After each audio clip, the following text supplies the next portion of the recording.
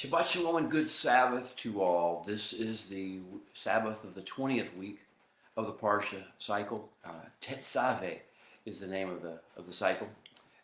So basically what we're here today to talk about is to figure out who those people are. Who are those guys walking around in our King's secret place and private chambers, and what do they think they're doing there? What do they have to do with us? What do they have to do with our relationship with our King? And how will we learn from them? How can we learn to be somewhat like them in the way in which they approach the Holy One with their honor, with their dignity, with their humility, and serve human beings, even though they are of less, sometimes much less honor and much less dignity and much less value, virtue than they are.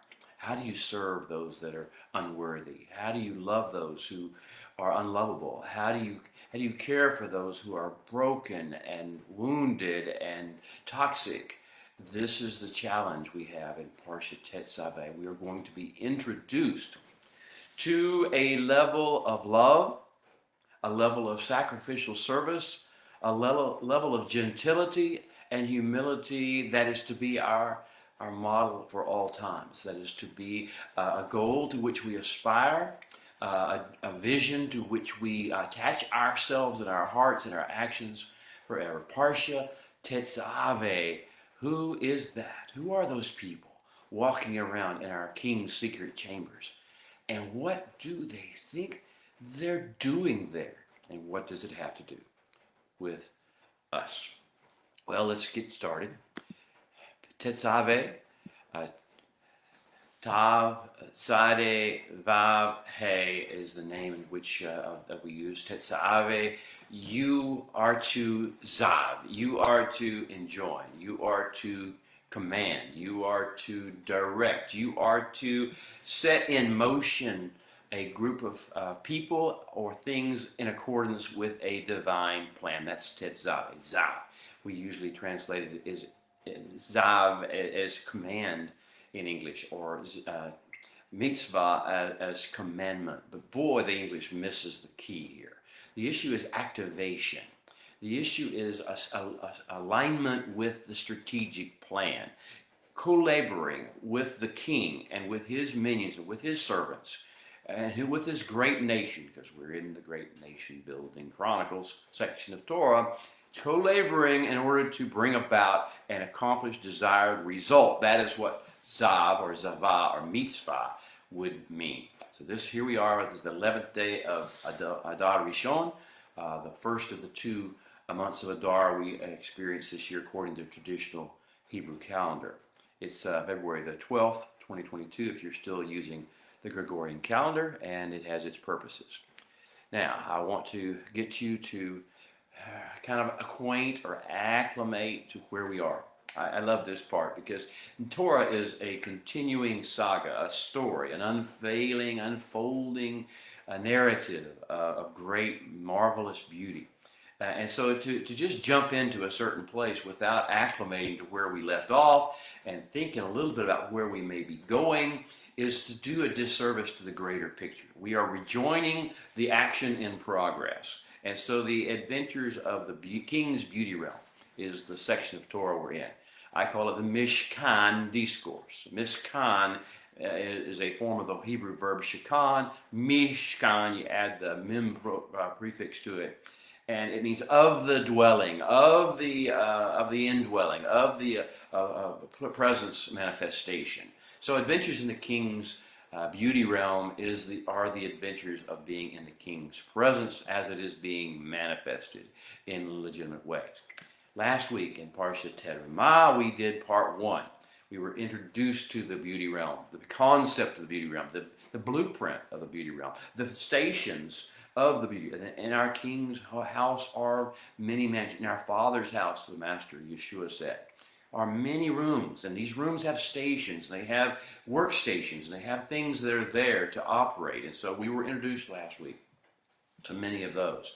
we found out there really is a place, a secret place of the Most High. A place that is designed to be built on earth as a model, but is sort of in a portal between the heavens and the earth. And we are modeling the earthly Mishkan, or place of dwelling of the King, and of us indwelling and meeting and collaborating and being courtiers with him, to the courts of heaven. And the Mishkan, or the tabernacle, as it's called in English Bibles many times. Temple, as it's later be referred to once it's put in stone. Is a scale down model of the great courts and the great chambers and the great throne room of our King. That is in the heavenly realm. Okay, so this is Adventures in the King's Beauty Realm, Part 2. We're now going to move into another area beyond just looking at the beautiful scenery and being hopefully amazed and stunned and just caught up and raptured, as it were, with the beauty and the scent and the visual impact and the auditory sounds that we'll be receiving, all the things that make up the beauty realm of the tabernacle of God. That we're going to move on to what you do when you get there, and who's there to greet you, and what happens when you come in. We want this to be your meditation protocol. Every one of us needs to be able to go to the secret place, to be able to do so through meditating on the Torah the way the psalmist said you should do, the way Joshua learned to do, to meditate on the Torah day and night, to learn how to make this our channel, our pathway, our portal, as it were, to where we can commune with the Holy One, take all that he is and all of his beauty and all of his majesty and all of his presence into us, absorb his kedusha, his holiness, and make that energy flow and inspire and empower us to go back into our normal activities, our normal world, and carry that beauty and that majesty. Be light bearers, as it were, and we'll get to more about our light bearing obligations or responsibilities or opportunities that we would see. Adventures in the King's Beauty Realm, Part 2. It is a continuation of the Mishkan discourse, the great continuous flowing download of revelation, all in the words of the Holy One himself. It started in Parsha Terumah, going all to chapter 25, and going all the way now through the end of this Parsha and even into the next. We're going to see this is all continuously flowing verses, words spoken by the Creator of the universe into us. It is a great download, and we're in part 2 of it. This Mishkan discourse is continuing. And this particular aspect of it, the second set of it, the second segment, is designed to focus our attention on a different aspect of our national great nation calling. We have been focusing upon the Goy Kadosh aspect, or maybe the Am Segilah to some degree, the idea that we are a separate, set-apart nation that is called to be different, called to be unique among all the nations of the earth, and that we are to be a model to them of how to live life in accordance with the Creator's plan, and then how to be exuding all the time His holiness and His energy and His inspiration and His majesty. Those are the two callings. But there's one in the middle that we didn't talk about, and that's what we're going to talk about in particular this week in Parsha Tetzaveh. That's what this section is all about. So it's a Parsha, Tetzaveh is a Parsha designed to focus our attention on the kingdom of priest aspect of our great nation calling. The kingdom of priests, Mamlechat Kohanim in Hebrew. And it means more than kingdom of priests. We think of priests, we see, black robes and all sorts of things you may see in titles and positions and all sorts of pomp and circumstance. And that's not the idea we should think of when we see a priest. Or nor should we think of all the negative things that have come out about priests in our lifetime. What we should think about in terms of Kohen, one who Kohans is one who stands in, who says yes. It comes from the word ken, meaning to say yes. And so one who has said yes to the king and who is in the service of the king and is modeling what that service looks like, a Kohen. So we're going to see that we are a whole kingdom. The entire kingdom of heaven is full of Kohanim, of people who will do this thing of saying yes to the Holy One and then beginning to actually do what He said. When you say yes, it's not just words that come out of your mouth. Then the behavior has to follow up accurate to that word. So I will repeat what I said. This parsha is designed to focus our attention on the kingdom of Kohanim aspects of our great nation calling. Now, the other two callings are very important, and we will not forget them, but this week only we will focus on the kingdom of priests aspect of our calling. So I always like to begin our discussions in earnest with context. The final words of our last parsha, of part one of the beauty realm narrative, was the adventures of the court itself, how to build the court, how to envision it in your mind, that there is a place. There is a pathway to the place, there is a place, and it has dimensions, and it has color and scent and fragrance and beauty. We got all that. And so in the last two verses of the parsha last week, which were 27 of Exodus, chapter 27 of Exodus, beginning with verse 18 or 19 and 20, it says here, the length of the court, and we're getting dimensions here. It's what ended with is dimensions of the greater court. The length of the court, the chatzer in Hebrew, chatzer. The length of the chatzer is to be 100 cubits, which would equate to about 150 feet. Its width is to be 50 cubits throughout, so that's about 75 feet wide. And its height should be 5 cubits, which is about 7.5 feet tall. So this is the basic outer dimensions of the tabernacle. And it is to be made of fine woven linen. I hope you can see it. I hope you can sense the way in which the air, the wind on the desert floor, and then as we moved wherever we went, and as this tent was set up, the wind would make the curtains begin to flow and move, and it would be like it was in motion at all times. And the imagery upon the curtains, which was the embossed image of the cherubim, was always moving, as the cherubim are always in motion before the throne, and inviting us to the internal, to the tree of life, which they guard, which they stand in front of and point the way to. Okay, so it says, it is to be made of fine woven linen. All these 150 by 75 by 7.5 feet of all these curtains are all to be made of linen. And it says then its sockets, its edenim, its supports, are to be made of nekoshet. We usually translate that as bronze or brass. It really comes from the same word as copper, because all those other things are just alloys of copper. So it's to be made of this copper-containing substance, this thing that requires joint mixing of things of earth with the copper which was given by the king, the creator, had created it as a separate element.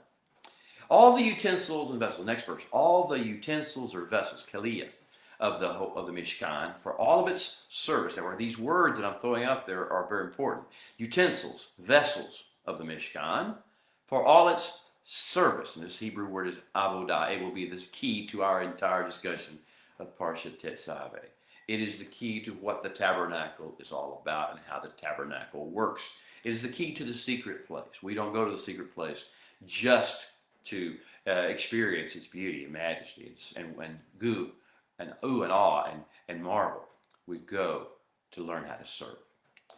Well, all its service and all its pegs and all the pegs of the court are also to be of nekoshet. That's where we ended last week, with this picture up there of service, or all of its service. The tabernacle is set up. We see the basic image of it. We see some of the stations from our previous discussions.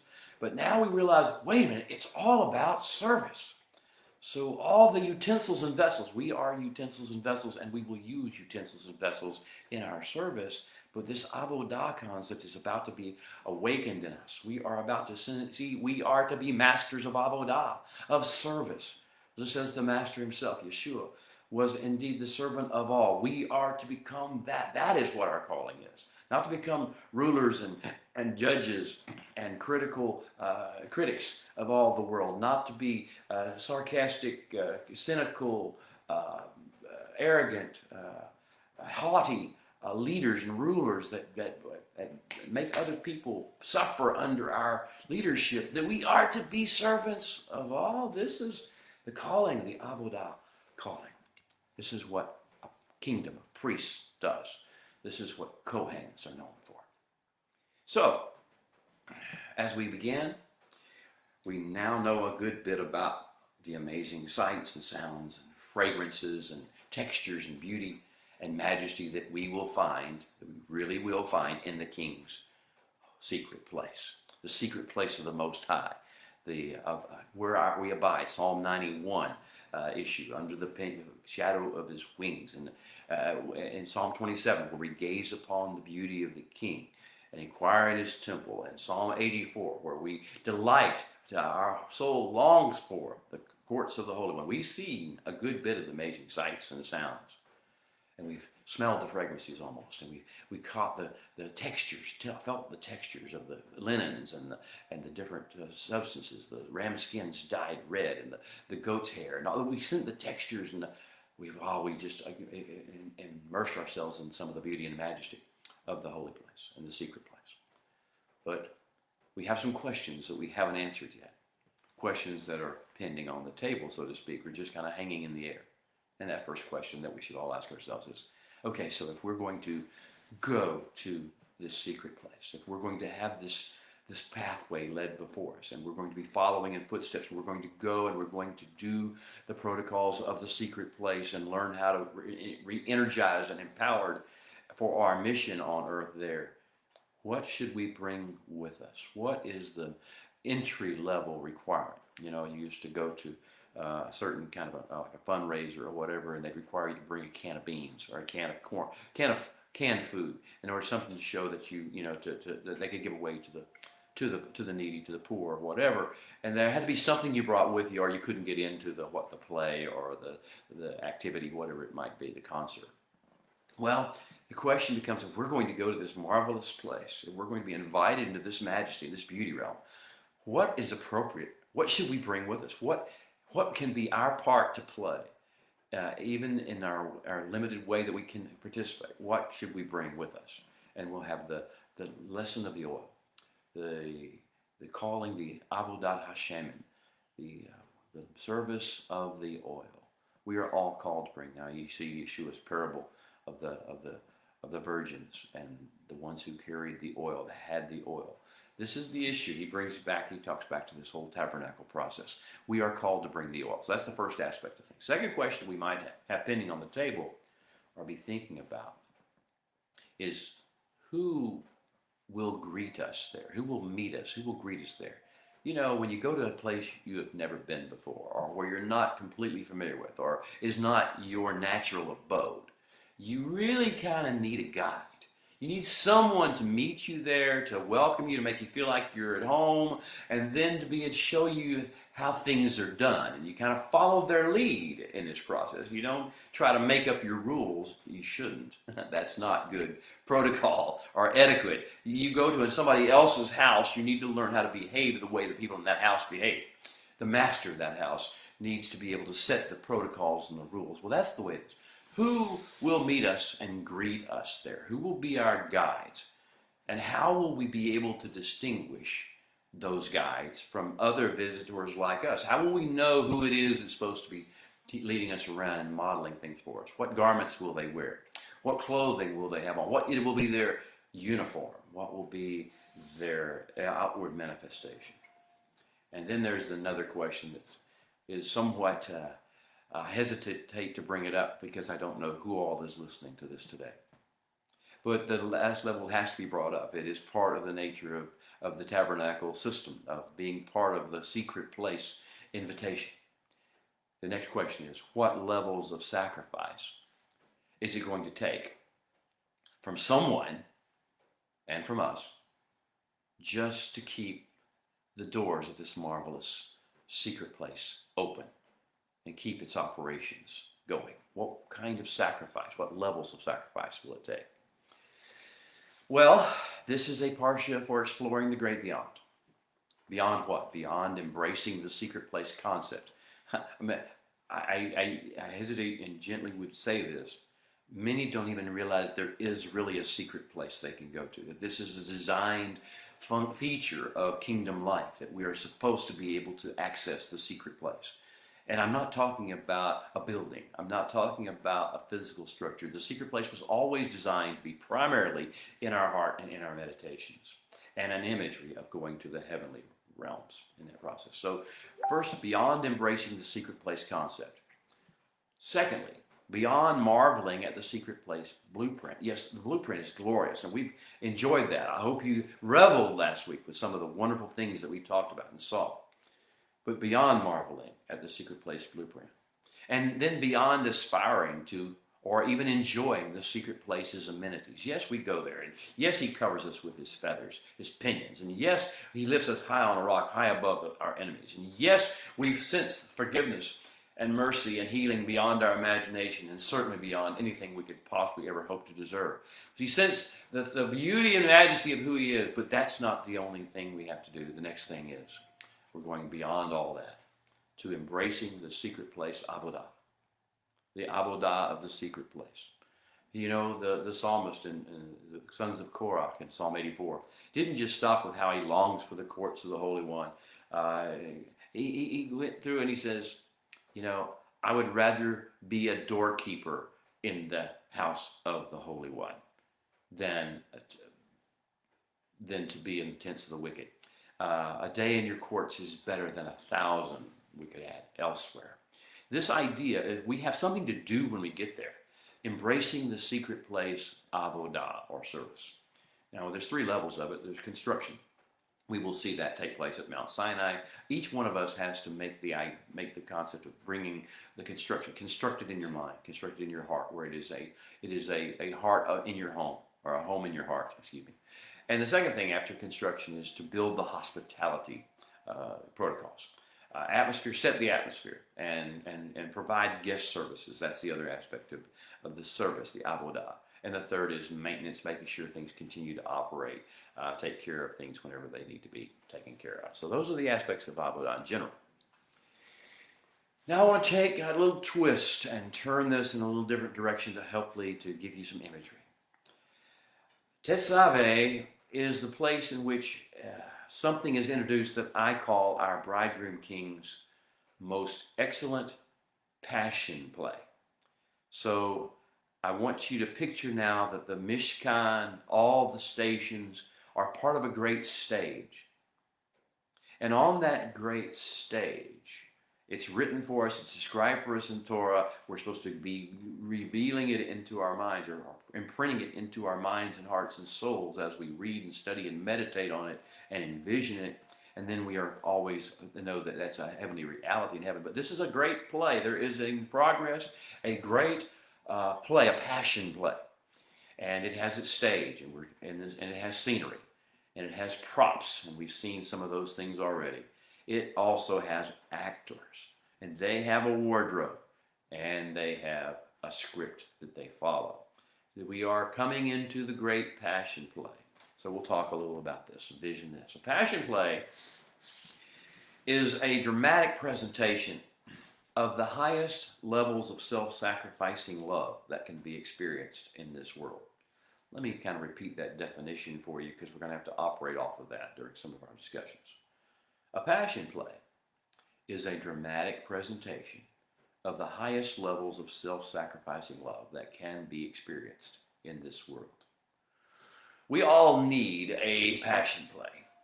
We all need to have witnessed and to been inspired by and to be caught up in the drama and the beauty of a great story, a great passion play, a great drama that unfolds in the world. And so what this is like the Holy One's great passion play to introduce us, to awaken us to a greater level of service and a greater level of love than we've ever had. Now, the word passion that we get, this is obviously an English phrase derived from some Latin words, but the passion word is a Latin word. It comes from a root called patior, and it means that a form of suffering that is embraced and is endured voluntarily, all for the sake of an intense love that one has for another. A level of suffering that is embraced and voluntarily endured for the sake of an intense love that one has for another. So that's passion. Patior. So we need a play, we need a demonstration, we need something that we can see in action, at least read about in action and watch unfold through our mind and our meditation of how self-sacrificing love at its highest levels can be experienced in this world. Now, there are purposes for this, for the Holy One to give us this passion play. The first purpose is that we need a catharsis. We need to have a release of energy, a release of fleshly emotion, and an awakening of spiritual zeal, a spiritual passion, a desire to give all for love, to give whatever's necessary for love, to seek beyond the idea of receiving and getting and somehow being blessed by all these things and going to heaven when we die and all the hope and having a relationship with the Holy One as we live. More than that, that we desire to jump beyond that issue, go through a catharsis and say, here I am, send me. I am the least worthy of all your servants, but here am I, send me. And teach me what to do and how to do it, and I will surrender my will to your will, and I will do your plan, not my agenda. So, catharsis. Second purpose of the great passion play that we are witnessing in Exodus. It begins with Exodus 27:20, but goes all the way through basically the book of Leviticus. The second purpose is inspiration. Inspiration is supposed to come into us. We're not supposed to be sitting here looking around each other like what to do. No, we should be inspired by the presence of the Ruach HaKodesh, the Spirit of the living God, which rides upon this great passion play. When he shows you passion, you get sucked up into the action. You want to follow in the vortex of that action. You see what he's doing and you want to be part of it. You want to do what he's doing. Like the Holy One had Yeshua say, I come in the volume of the book to do your will. I'm caught up in it. I can't resist it. I'm empowered and inspired. The third aspect of it, of the passion play, and why we're given a passion play, is to come to a level of humble appreciation for those who have gone before, for those who have led us, who have allowed us, given sacrifices for us to be able to come into the realm of beauty and majesty, but also of honorable service that they have patterned for us. So we come in humble appreciation.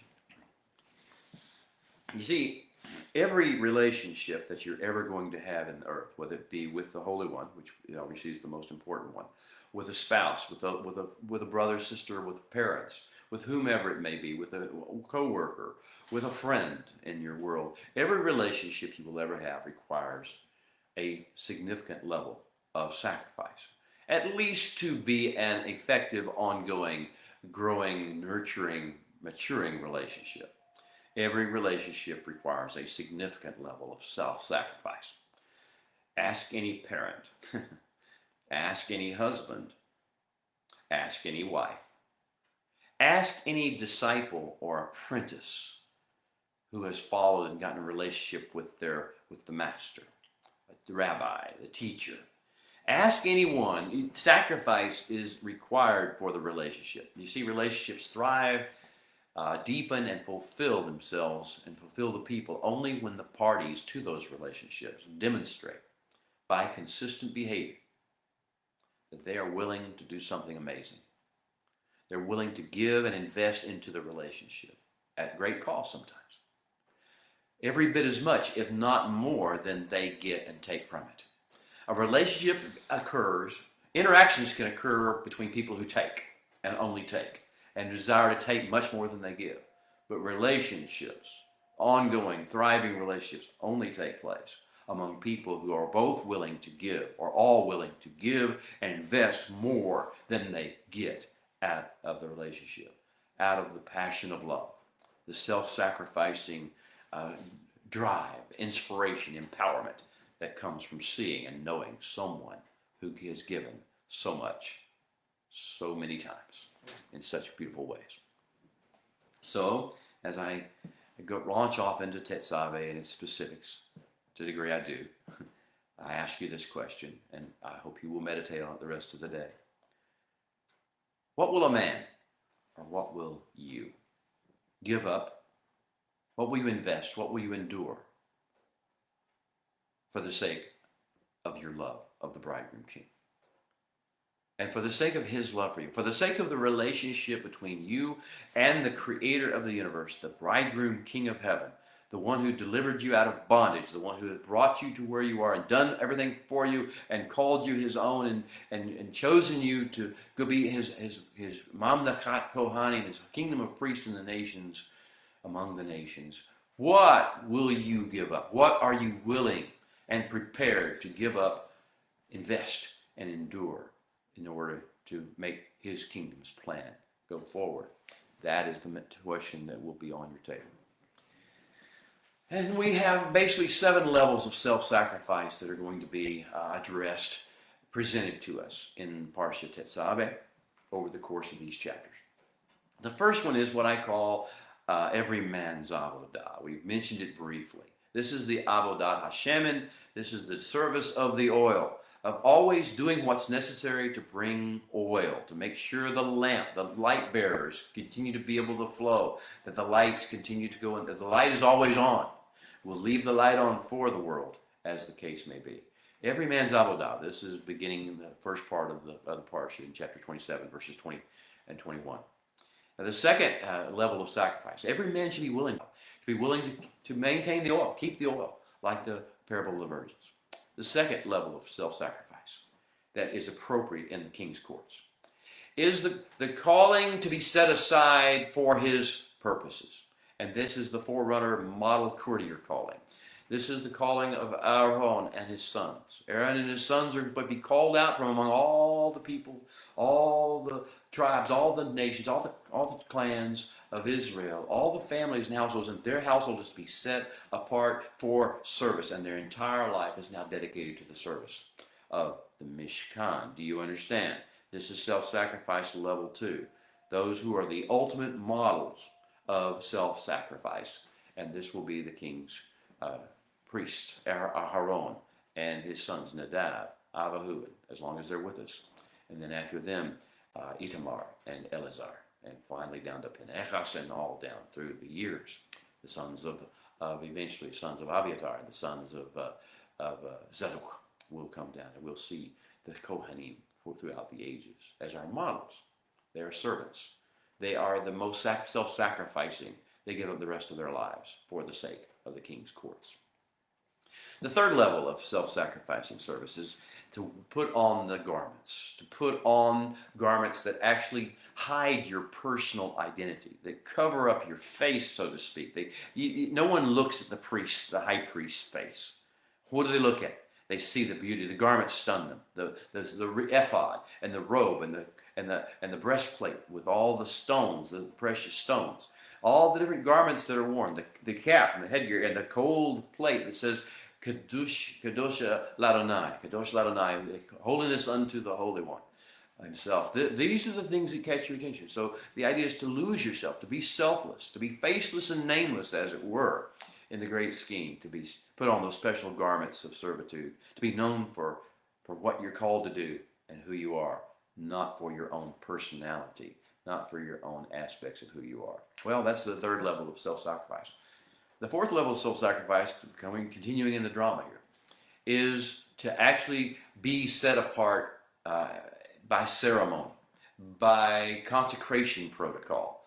Now, this idea of there's going to be a 7-day consecration ceremony, setting apart service. And during that period of time, Aaron and his sons are not to leave the tabernacle at all. They don't have normal life. They don't go to take care of their families. They don't take care of any of their business. They are specifically assigned to this covenant protocol. And they have certain things they have to do during that period of time to dedicate themselves. They are going to be publicly mikvahd. They're going to be publicly dressed and put on the garment. They're going to have oil poured over their head. They are going to go through these protocols. They're going to sit there and stand there and take this while it's done, because for the sake of the love of the Holy One, for the sake of the love of the calling, for the sake of the people that will come after them, that will need someone to follow, to walk after, to walk down the narrow road and through the straight gate and have someone to follow. That's for the sake of the love of the Father they will do this. Then the fifth level of self-sacrificing service that will be portrayed for us in Parsha Tetzaveh is the evening and the morning. How you begin your evening, how you begin your morning, every morning. And what does it take?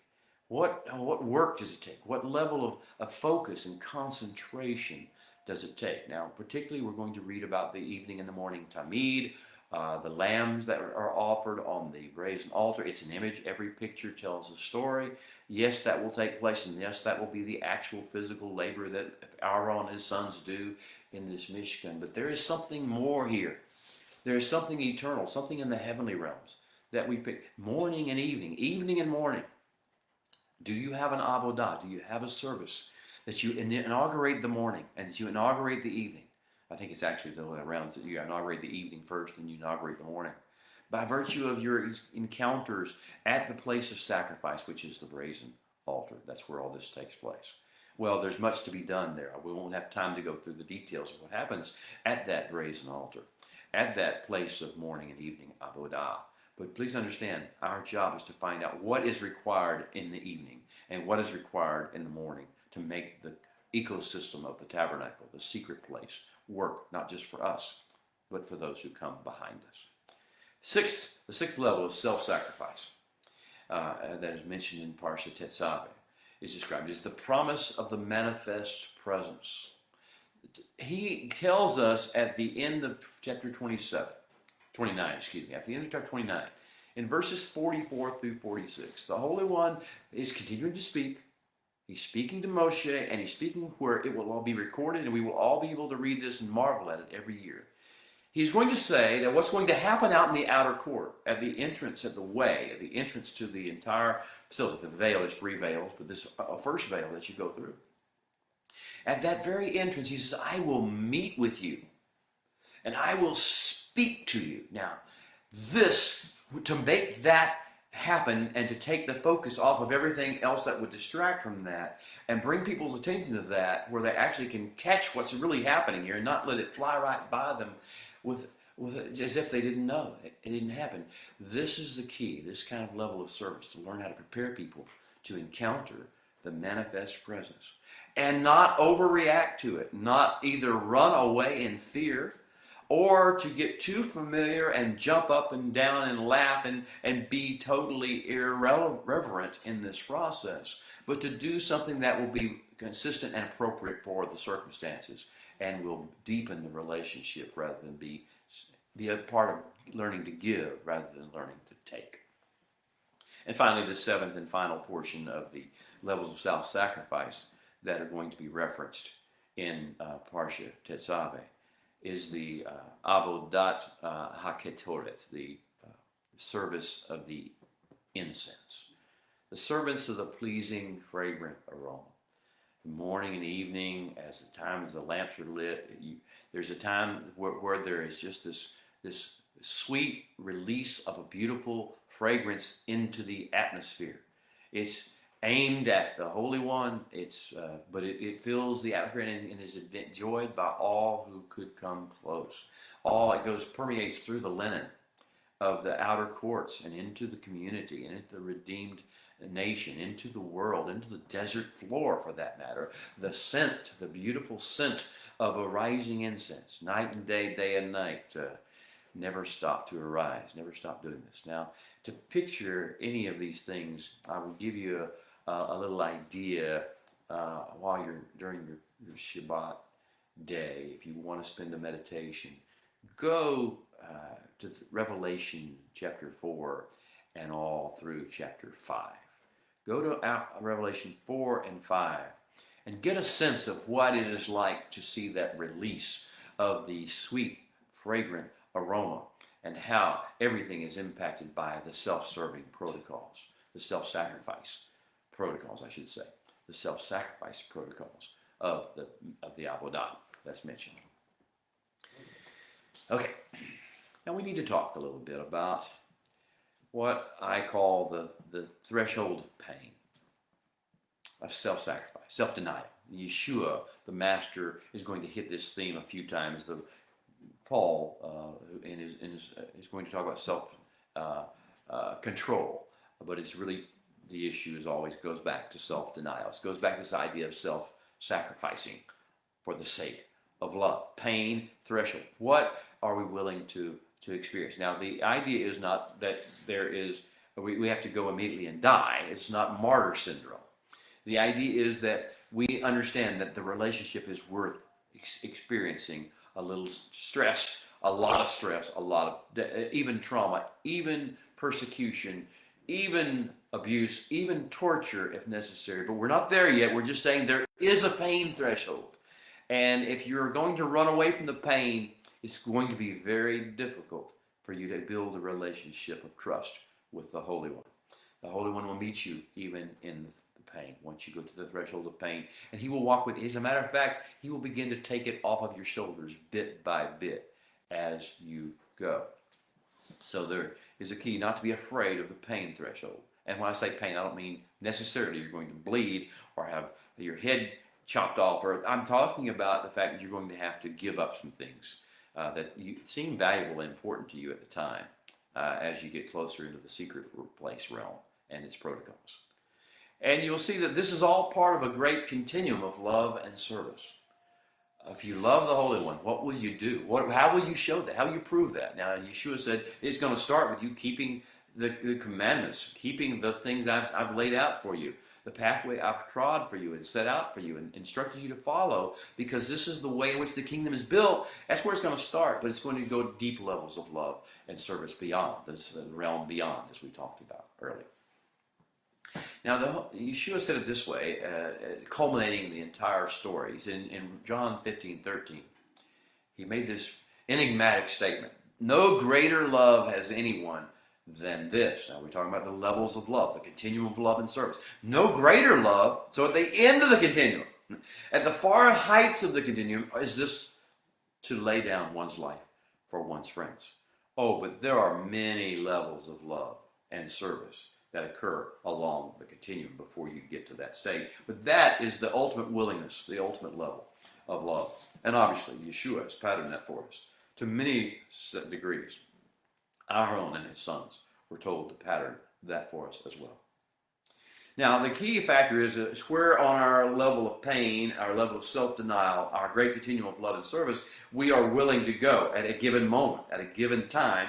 That will depend upon where we are, how we have released the things and the joys and the delights of the world, the flesh, the pseudo-intellect, the idea of pride and arrogance and ethnicity and culture and all the things that people take joy and delight in, money and sensuality and sentimentality and all those things that people go crazy about in the flesh and the pseudo-intellect.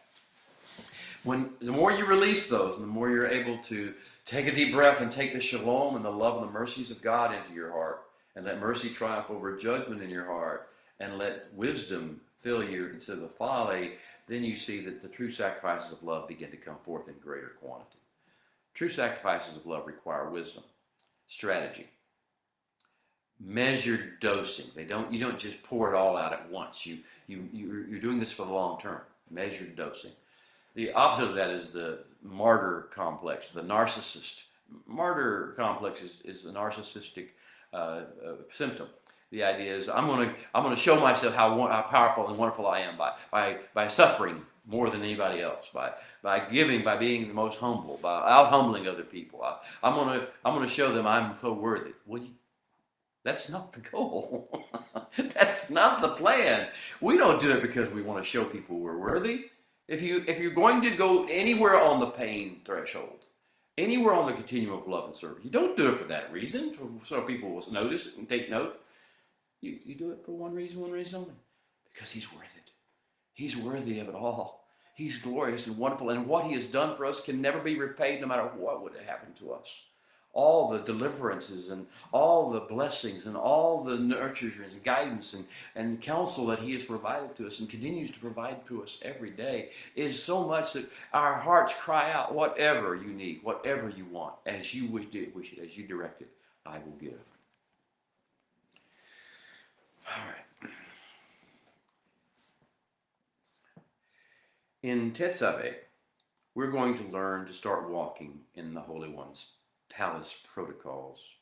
And we're going to learn it by watching the people who go there, watching the other worshipers and carrying their oil and seeing what do they have that brings forth the light. What is a light-giving substance? We talk about the Avodat Hashem and the service of the oil, and we're talking particularly about filling the oil that's going to fill the lamps. It has to be the oil of a crushed olive oil, pure, beaten olive in this process that brings forth the purest of all, strained, that has no flesh in it.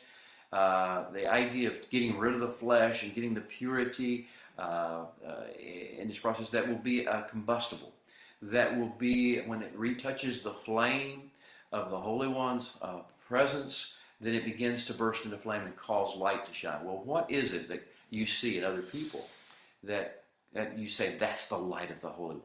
That's the light of his countenance. I see it reflected on this person. What is it you see? Well, there are certain things we're going to find out, and I hope you'll find your own list of things that you aspire to as your lamp, your oil that you bring, because you've seen other people do that. Mercy, kindness, gentleness, patience, long-suffering, true self-sacrificing love, willingness to give, shalom. What is it that causes the light to shine on people's faces and out of their lives? Well, that's the avodah, the service of the oil. Bring that which brings life. All right. Our challenge is to take the wisdom of the beauty realm vision and its imagery from the vertical to the horizontal. I mean by that, from focusing only on, wow, this is great, we're in the presence of our King. That's an amazing thing. But to go to the horizontal, because we've been in the presence of the King, how should we treat other people? How should we act before them? How should we carry our demeanor? How should we release? How should we speak? What tone should we use?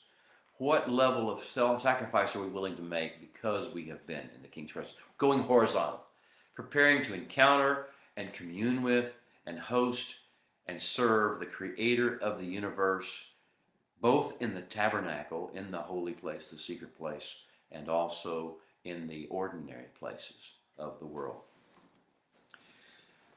Baruch Adonai Hamvorach, Baruch Adonai Hamvorach, Leolam Vaed.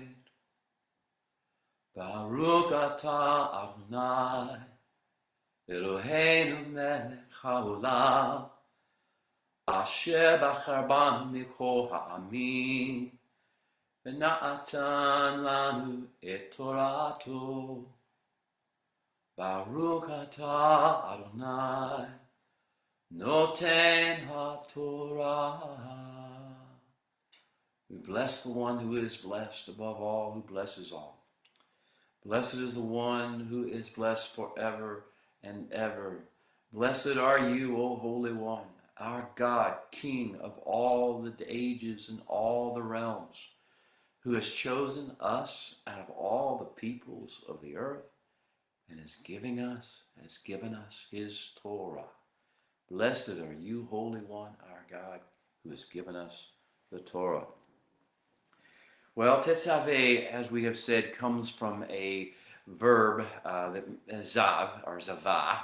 And zavah means to set in place, establish according to a plan. And therefore to give assignments that are consistent with that plan. To make sure that the covenantal, the designed agenda is met. The things that are spoken are not spoken whimsically or capriciously. The things that are spoken, that are zavad, are given as part of a greater plan and the necessary components and elements and assignments to see that great plan come about.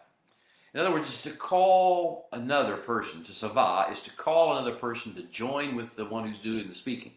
And in this case, as we've said, all these words come directly from the Holy One himself. To call to one another to join with the speaker under a shared yoke in order to accomplish an assigned task of common environmental situation management that requires coordination, cooperation, communication, and collaboration. That's a lot of words thrown in there, but the idea is if someone wanted you to do a project with them that was going to save the world or redeem the world or make the world a better place or heal a single soul, would you go and do what they said if they had been down this road before they knew what they were doing?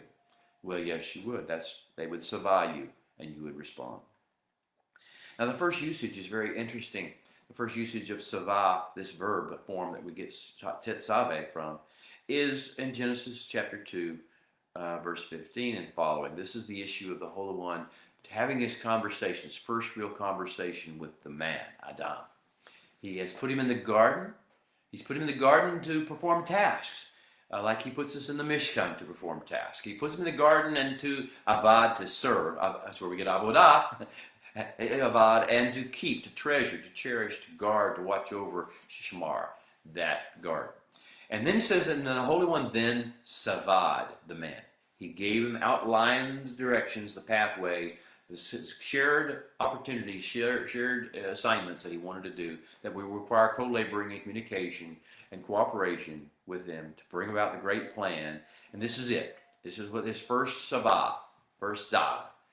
Of every tree of the garden you may eat freely. The first zav is enjoy yourself. The first zav is come and partake. This is not just giving, you also take. So of every tree of the garden, what an amazing panoply. What a myriad of different flavors and tastes and textures and colors and nutrients are being offered to Adam. And so this is part of the zav. But the other part of the zav is, but of the tree of the knowledge of good and evil, of tov v'ra, you are not to eat. For in the day that you eat of it, mot yamut, death, surely your death. In other words, you will enter the realm and the continuum of dying in this process. So this is what zavah means. The verb is about activation and assignment. To zavah is an act of a creator. It's a verbalization designed to set a creation in motion, according to a specific pre-designed course for which it is created. It's to call forth collaborative activity with and in service of the Creator, and to do so in a way that will build a relational bond, even as it accomplishes a common good, a mutually agreeable result. Well, welcome to Parsha Tetzaveh. This is the season of the tent maker's dream, and he dreams of you cooperating and collaborating with him. In the tent, in the tabernacle, in the secret place, and receiving everything you need to receive there, but not stopping there. To become inspired, to become catharsized, to become aware and awakened to humility, and to go back into your world and begin to sanctify that space with the same holiness that you found in the secret place of the Most High. Blessings to you, beloved. If you are joining from out of town, we thank you for coming, and we ask you to put your name and your place where you're watching from in the comments section. Any questions, any comments, any prayer requests you have, any praise reports you have, we would be happy to share those with you. We'll read them. We'll follow up on them to the extent we can. With regard to those people who are here in town, we invite you at the beginning 10 o'clock. Right now, we're going next door in a few moments, and we're going to have a lively, personal, public community discussion regarding these things and all the details we didn't get a chance to reach in this particular part of the session. So thank you so much. Blessings to you. May the Holy One watch over you, bless you and keep you, make his face shine upon you, be gracious to you. May he lift up the light of his countenance upon you, and may he give you shalom. Amen. See you next week.